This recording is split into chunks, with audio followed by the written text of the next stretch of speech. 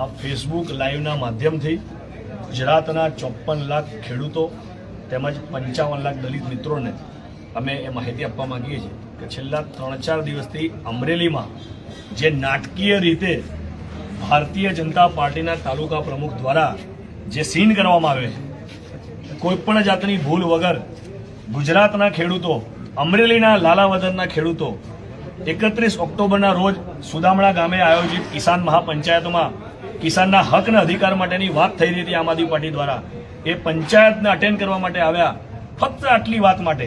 આ દેશની અંદર લોકશાહી છે, સંવિધાન છે, કોઈપણ વ્યક્તિ ગમે તે વિચારધારાની, ગમે તે પાર્ટીની, ગમે તે મિટિંગમાં જઈ શકવા માટે ફ્રી છે. તેમ છતાંય તાલુકા ભાજપનો પ્રમુખ અહીંનો ચેતન ધારાણી જાણી એના બાપાનો ગરાસ તૂટી ગયો એમ આ જે પીડિતો લાલાવદર ગામના ખેડૂતો હતા, એમાં દલિત કિસાનો બી આવી ગયા, પટેલ કિસાન બી આવી ગયા, અન્ય બીજી કોમના બી કિસાનો આવી ગયા. આ તમામ કિસાનોને ફોન કરીને ગાળો બોલ્યો ના સાંભળી શકાય એવી. આ એ છતું કરે છે કે છેલ્લા 30 વર્ષથી ગુજરાતની જનતાએ એક હપ્તું ભારતીય જનતા પાર્ટીને શાસન આપ્યું, ખોબલે ને ખોબલે મત આપ્યા. એનું દુષ્પરિણામ છે કે ગુજરાતના ખેડૂતોએ ગાળો સાંભળવી પડે છે, ગુજરાતના દલિતોએ ગાળો સાંભળવી પડે છે અને ગુજરાતના ગરીબોએ ગાળો સાંભળવી પડે છે.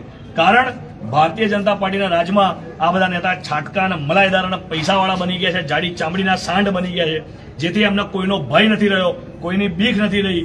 જિલ્લાની પોલીસ એસપી સાહેબ પણ આજે 3 દિવસ થયા એની પર ફરિયાદ દાખલ થઈ 48 કલાક થઈ ગયા હોવા છતાંય અમને એવા મેસેજ મળ્યા છે લોકલ માણસો દ્વારા કે જિલ્લા પંચાયતની બહાર આટા ફેરા કરતો હોય છે અને હજી અમરેલીમાં જ આટા ફેરા કરતો હોય, તેમ છતાંય પોલીસને જાણે દેખાતું ના એમ મળતો નથી.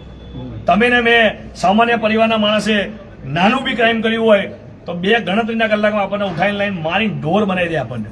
જ્યારે પેલો ભારતીય જનતા પાર્ટીનો ગુંડો ખુલ્લેઆમ ફરી રહ્યો છે, એની પર કયા કાયદા મંત્રી કે ફાયદા મંત્રી, કોના હાથ છે, કોનું દબાણ છે, એ બધું હવે ગુજરાતના ખેડૂતોએ વિચારવું રહ્યું, ગુજરાતની ગરીબ અને શોષિત પીડિત જનતાએ વિચારવું રહ્યું.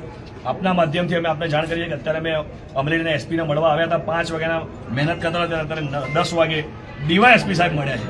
અને ડીવાયએસપી સાહેબને અમે કહ્યું છે કે આ અમારા ભાઈ છે, જેમના ભાઈ એમના નાના ભાઈ છે ભાવેશભાઈ, જે પણ પોતે ફરિયાદી, રમેશભાઈ એ પણ પોતે ફરિયાદી છે.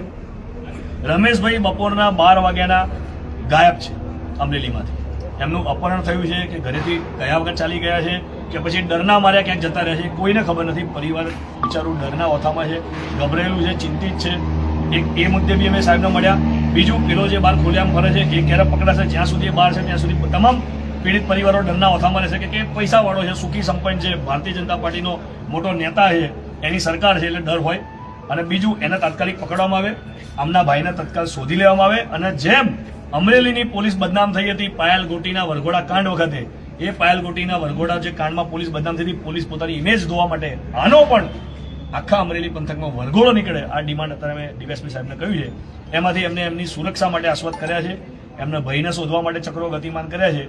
જ્યારે પેલાને પકડવાની વાત આવી ત્યારે સાહેબનો ટેકનિકલ જવાબ મળ્યો કે પોલીસનું કામ કરશે, ટેકનિકલી રીતે અમે એમને શોધી રહ્યા છીએ. આટલો જવાબ આપી સાહેબે વાર્તા પૂરી કરી છે. હજી ક્યાંક ને ક્યાંક પૂરેપૂરું દબાણ સાહેબના મોઢા પર બી દેખાતું હતું, તંત્ર પર બી દેખાતું હતું. અમારા જિલ્લા અધ્યક્ષ નિકુલ સાવલિયાજી આગળની વાત આપણે રજૂ કરશે. સાહેબ પાસેથી ત્યાંના ફરિયાદી બંને પટેલ ભાઈઓ અને દલિત ભાઈઓની સેફટી અને સિક્યુરિટી માટેની બાંહેધરી લેવામાં આવી છે. પોલીસ સ્ટાફને ત્યાં આગળ ખડે પગે રહેવાનું કીધું છે જ્યાં સુધી આ કેસનો નિકાલો ન આવે ત્યાં સુધી. એનું કારણ છે કે આજે અમે જ્યારે પીડિતોની મુલાકાતે ગયા 5 વાગે ત્યારે અમને ખબર પડી, કેમ કે આ તો હેપતાઈ ગયા હતા, ઘર બહાર પણ નહોતા નીકળતા, એટલા ડરેલા હતા. અમે ઘરે ગયા તે ખબર પડી કે એમનો ભાઈ બપોરનો જતો રહ્યો છે, ક્યાં જતો રહ્યો છે, કોણે કિડનેપ કર્યો છે, કે અનોની ઘટના બની છે, શું બન્યું છે. કેમ કે સામે તો કાળા માથાના રાક્ષસી માનવો છે કે જે અત્યાચાર સિવાય કાંઈ કરતા નથી. એ તમે જોઈ શકો છો, ઓડિયો રેકોર્ડિંગ સાંભળો એમાં તમને ખબર પડી જશે. એટલે આ પરિવારની સેફટીને સુરક્ષા માટે, દલિત ભાઈઓના પરિવારની સેફટીને સુરક્ષા માટે, કેમ કે અમે એને કીધું કે ચાલો એસપી ઓફિસે, પણ એટલા ડરેલા હતા એણે એમ કીધું અમે ઘર બહાર નહીં આવ્યા. એટલે ટૂંકમાં કઈ હદે આ તાનાશાહી ભાજપ સરકારે આમ જનતા ઉપર ડર બેસાડેલો છે એ આપણે નજરે આંખે જોઈએ છે. એની સામે આપણે ડીએસપી સાહેબ પાસેથી બાંહેધરી લીધી છે કે આ તમામ પરિવારની સેફટી અને સિક્યુરિટી જ્યાં સુધી આ કેસનું નિરાકરણ ન આવે ત્યાં સુધી એમની રહે છે.